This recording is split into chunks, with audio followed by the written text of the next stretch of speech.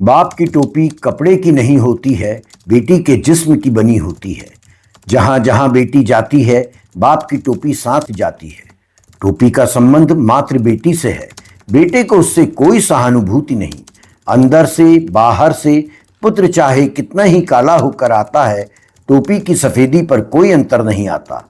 वह तो बेटी है कि तिनका हिला नहीं, टोपी पहले मैली हो जाती है। तभी हर बाप अपनी बेटी से कहता है, बेटी टोपी की लाज रखना, भाई की होड़ मत करना, वह तो वंश बेल है, अमर बेल की तरह, इसी में इसकी शोभा है। बेटियां बेजुबान रहें, इसी में वे चरित्रवान हैं, टोपी कभी नहीं फटती है। बेटियां मिटती हैं क्योंकि टोपी की सुरक्षा को हजारों बेटियां कम पड़ती हैं, और यह सिलसिला अंतहीन होता है। वंश सुख की नींद सोता है। पहरियां टोपी की लाज रखती हैं, फिर भी वे पराई कही जाती हैं। रखती हैं बेटियां टोपी की लाज, पहनते हैं बेटे। गुड़गांव में 25 वर्षीय टेनिस खिलाड़ी राधिका यादव के उसके ही पिता दीपक यादव ने गोली मारकर हत्या कर दी। वजह मोहल्ले में यह ताना सुनना कि वह बेटी की कमाई पर जी रहा है। यह घटना सिर्फ एक घरेलू हिंसा नहीं, बल्कि उस बीमार मानसिकता का हिस्सा है जो बेटियों की सफलता को अपमान और बेटे की असफलता को दुर्भाग्य मानती है। राधिका, जो राष्ट्रीय और अंतर्राष्ट्रीय स्तर पर अपनी पहचान बना रही थी, एक निजी टेनिस एकेडमी में कोचिंग ले रही थी और उच्च प्रोफाइल खिलाड़ियों को ट्रेनिंग देती थी। पुलिस के अनुसार दीपक यादव मोहल्ले वालों के तानों से परेशान था, जो कहते थे कि वह बेटी की कमाई पर पल रहा है, और जब यह मानसिक बोझ असहनीय हो गया तो उसने अपनी लाइसेंस रिवॉल्वर से राधिका को गोली मार दी। घटना सुबह 10:30 बजे हुई, जब राधिका रसोई में खाना बना रही थी। उसके चाचा कुलदीप यादव, जो उसी मकान के ग्राउंड फ्लोर पर रहते हैं, ने गोली की आवाज़ सुनकर दौड़ लगाई और राधिका को खून से लथपथ पाया। उसे तुरंत अस्पताल ले जाया गया, लेकिन डॉक्टरों ने मृत घोषित कर दिया। पुलिस के मुताबिक दीपक यादव ने कहा, हर बार जब मैं दूध लेने जाता, लोग कहते बेटी की कमाई पर जी रहा है, घर उसी के दम पर चल रहा है। उसने कई बार राधिका से टेनिस अकादमी बंद करने को कहा था, लेकिन राधिका ने मना कर दिया था। राधिका का जन्म 23 मार्च 2000 को हुआ था। उसने कई राष्ट्रीय और अंतर्राष्ट्रीय टूर्नामेंटों में हिस्सा लिया था। गर्ल्स अंडर 18 डबल्स में 75वीं रैंक, विमेंस डबल्स में 53वीं रैंक, विमेंस सिंगल में 35वीं rank All India Tennis Association हासिल की थी। इंटरनेशनल टेनिस फेडरेशन सर्किट में उसकी रैंकिंग 113 थी। यह ऑनर किलिंग का अकेला मामला नहीं है। भारत में सम्मान के नाम पर बेटियों की हत्या की घटनाएं लगातार सामने आती रही है।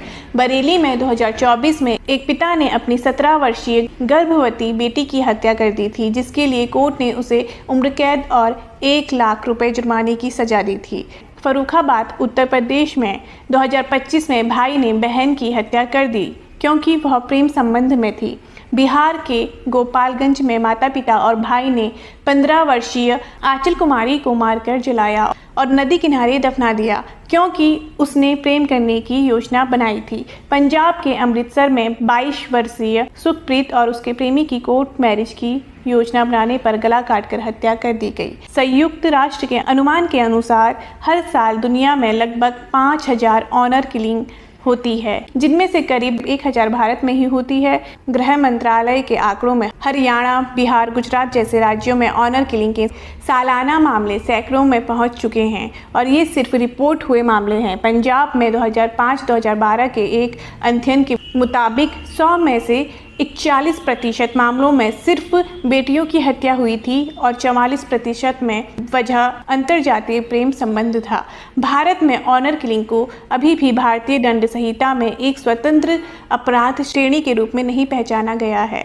Manoj Babli honour killing case 2007 ऐतिहासिक रहा, जिसमें पहली बार खाप पंचायत से जुड़े आरोपियों को मौत और उम्र कैद की सजा सुनाई गई थी। हालांकि ज़्यादातर मामलों में ऑनर किलिंग को लेकर पुलिस और अदालतों में ढिलाई रहती है। कई राज्यों में सांसद और सामाजिक कार्यकर्ता इसे आईपीसी में अलग अपराध के रूप में शामिल करने की मांग कर चुके हैं।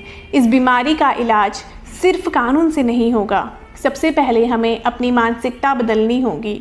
बेटी की सफलता को शर्म या चुनौती मानने के बजाय गर्व समझना होगा। पंचायतों और खापों जैसे संस्थानों को सामाजिक बहिष्कार का सामना करना चाहिए, जो सम्मान के नाम पर हत्याओं को जायज़ ठहराते हैं।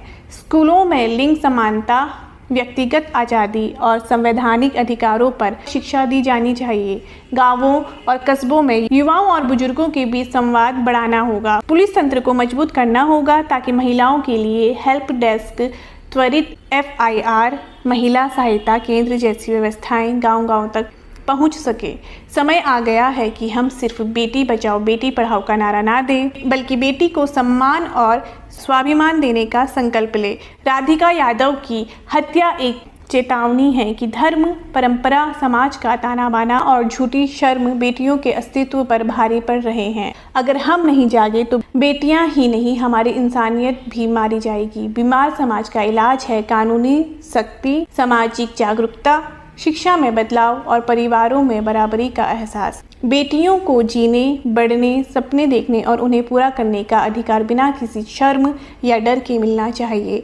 तभी हम सच में कह सकेंगे कि हम एक स्वस्थ और सभ्य समाज की ओर बढ़ रहे हैं।